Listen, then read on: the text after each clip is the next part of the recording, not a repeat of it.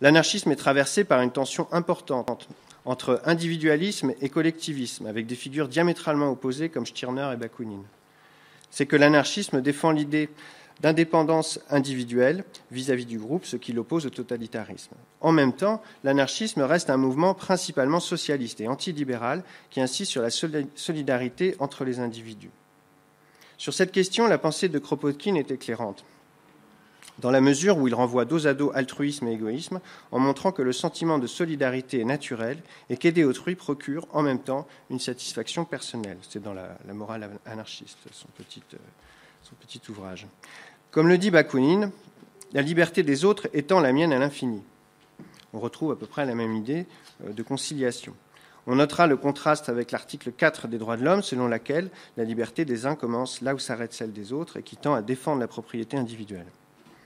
Alors que le libéralisme veut faire défendre le bien commun du bien individuel avec la théorie de la main invisible, et que, d'un autre côté, le communisme autoritaire vise la priorité inverse, en passant par la dictature du prolétariat, l'anarchisme mise sur une résolution immédiate et non historique, dans certains cas. C'est pourquoi, en un sens, l'anarchiste se veut moins utopique que réaliste. Il prétend que la justice est un état de fait, du moins dans les structures modestes, entre amis par exemple, et non un droit qu'il faudrait atteindre à la fin de l'histoire. Alors, des structures modestes, il y a effectivement des études qui portent aussi sur des structures, je dirais, dans des sociétés dites primitives. Je pense à Pierre Clastres ou à John Zerzan, où on recense aussi des peuples comme les Iroquois, les Inuits, les Pygmées, les Santals, etc., qui auraient eu des structures, je dirais, non autoritaires. Donc, pour dire que, en fin de compte, le modèle libertaire n'est pas qu'une utopie, mais a aussi eu une existence. On pourrait également citer peut-être des expériences comme la Commune de Paris, la Maknovština ukrainienne en 1920 ou la CNT espagnole en 1936. Et puis, il y a encore aujourd'hui tout un ensemble, d'expériences libertaires, d'organisation, qu'on peut d'ailleurs retrouver dans le livre de Michael Schmidt, Cartographie de l'anarchisme révolutionnaire.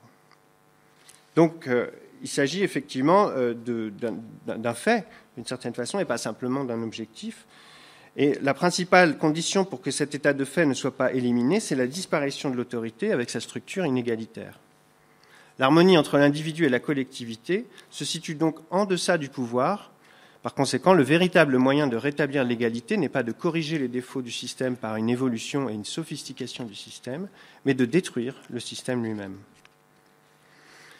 En dépit de leur ressemblance phonétique, le libertaire et le libéral se distinguent en ce que le libéral réclame la liberté économique principalement, alors que le libertaire désire une liberté civique. Au contraire, le libéral doit conserver un minimum de structure autoritaire pour protéger la propriété. Le libertaire, lui, rejette toute autorité. Les systèmes de la mutualisation et de la fédération insistent sur une organisation dynamique par le bas et non structurée de manière rigide par le haut. Les libertaires s'opposent donc conjointement à l'autorité du capital et à celle de l'État, que celui-ci, d'ailleurs, soit totalitaire ou républicain, car le système représentatif et parlementaire n'est pas perçu comme véritablement démocratique par les anarchistes. Les élus forment une aristocratie qui ne représente pas vraiment les intérêts des citoyens. Ainsi, les libertaires, plutôt que de voter pour des professionnels de la politique régulièrement, préfèrent s'engager dans la vie associative et participer eux-mêmes à la politique en militant tout au long de l'année. Alors évidemment, c'est un effort qui n'est pas très confortable, mais c'est sans doute le prix à payer pour ce qu'on considérait comme étant une liberté réelle. Alors, le problème aussi, c'est que ce mode de fonctionnement apparaît malaisé à l'échelle d'un territoire important. C'est la raison pour laquelle les libertaires ne rejettent pas absolument l'existence de délégués. Seulement, ceux-ci doivent représenter l'opinion de leur base au lieu d'imposer à ceux-ci et à ceux qu'ils représentent les décisions prises au sommet. Donc on le voit, l'anarchisme ne prône pas une liberté arbitraire, mais le respect du consentement de chacun.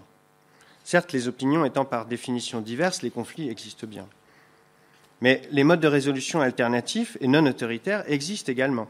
Le principe est de se rapprocher le plus possible de l'unanimité, quitte à discuter longtemps pour faire évoluer l'opinion de chacun, et d'éviter de soumettre la minorité, souvent fort nombreuse, aux décisions de la majorité. C'est vrai que les anarchistes ont tendance, souvent, ou du moins on leur prête cette tendance, de considérer d'avoir une conception plutôt optimiste de l'homme, perçu comme naturellement bon, avant d'être corrompu par une culture égoïste.